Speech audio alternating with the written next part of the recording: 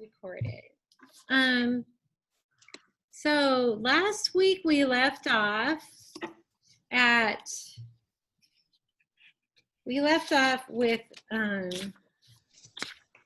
the wolves. Remember how they attacked Annabelle? Who can say what happened? Everly, go ahead. It hurt. I wasn't raising my hand. Oh, who's raising their hand? Oh, Riley's raising her hand. Yeah, Riley's good at the recap. Go ahead, Riley. What happened? Annabelle got separated from the herd, and then a big pack of wolves attacked them, and Roz had to save Annabelle. Right. And could Roz save Annabelle? Yes. Yeah, but what could Roz not do? Or be violent to the wolves. Right. So she kicked. What did she do? I can't remember. She kicked them, and then they attacked Roz. So I'll read the end of it, and then we'll go on to see what happened. I'm gonna mute everybody. Okay. So you guys ready? Because all of you are looking down, you're drawing. Who's ready to listen? If you are, raise your hand. Give me a thumbs up. Caroline is. Hannah is. Everett is. Noah looks upset. Noah, don't be upset. You got to hear with your ears. And if you're crying, you can't hear. Don't you want to know what happens to Roz? We all want to know. Okay, here we go. Jack, are you ready? Jack, look here. 1, 2, 3, eyes on me. Are you ready to listen about Roz? Okay.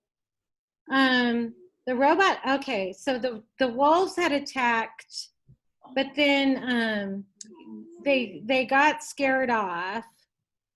Then the robot activated her headlights and shafts of light beamed out from her eyes. While the herd crowded around, Roz carefully examined Annabelle's injuries. I need to clean and dress these bite wounds, said the robot, but you will be okay. Okay, of course I'll be okay, the old cow panted. I'm old, but I'm feisty. Those wolves don't scare me. Annabelle talked tough, but there was no mistaking the fear in her eyes. All the cows were afraid. They knew that if the wolves attacked again, their next victim might not be so fortunate. Chapter 23. This one's kind of scary because it's called the Riffle. The wolves returned the very next morning. Shortly after, the wolves returned the very next morning. So they came back the next morning after they got scared off from the attack. Did you hear that, Jack? Did you hear that, Jack? Oh my gosh. Shortly after dawn, they leaped from the trees and started chasing a poor calf through the pasture. A little calf. Roz managed to drive them off, but that night they returned again. The herd came stampeding into the barn as the wolves laughed and trotted back to the fields. The cows were in shock. They refused to leave the barn. If this continued, the herd would not produce milk, and the farm would lose money, and Mr. Sharif would send Roz back to the factory. Something had to be done.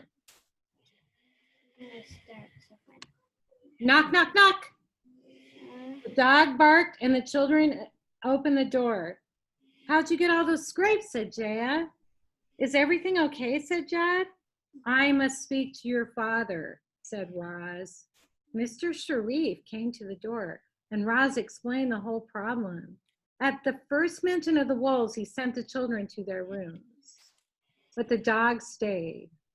Oscar had no idea what the man and the robot were discussing, and his tail wagged happily as he stood beside them. However, his tail stopped wagging when Mr. Sharif handed Roz a rifle. Now, can Roz use that rifle? What do you No.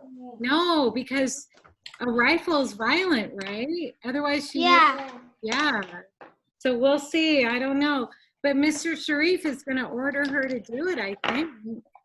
Yeah. I don't know. This is quite a problem, isn't it? What do you mean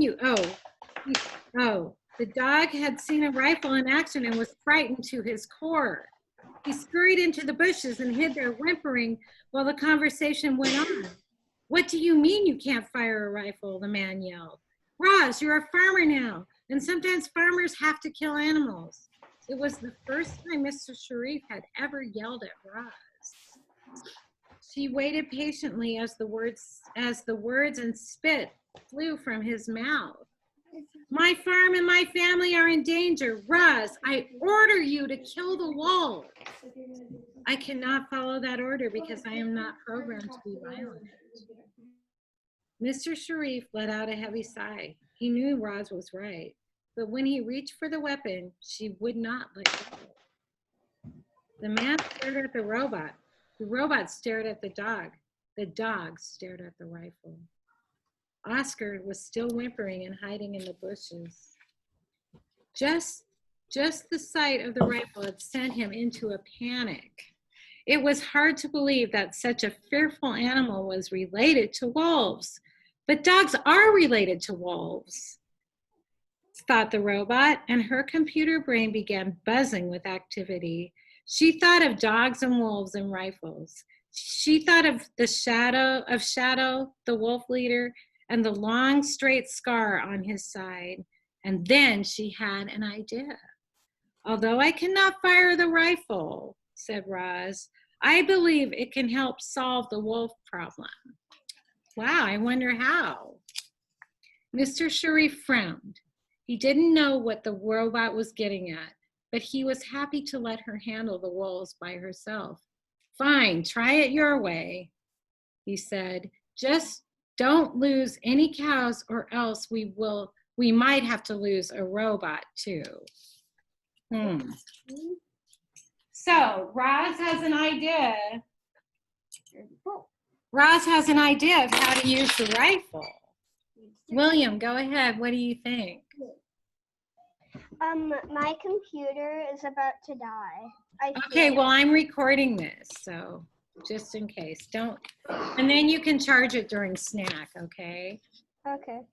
Chapter 24, The Bluff. The cows peered out from the barn at Roz. The robot was holding the rifle. She carried it to the far side of the pasture and placed it by her feet. Then she began coating herself with mud and grass and probably a little cow dung.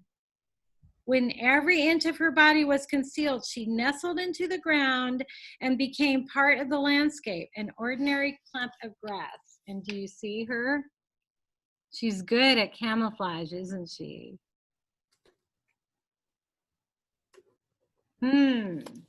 What do you think she's up to?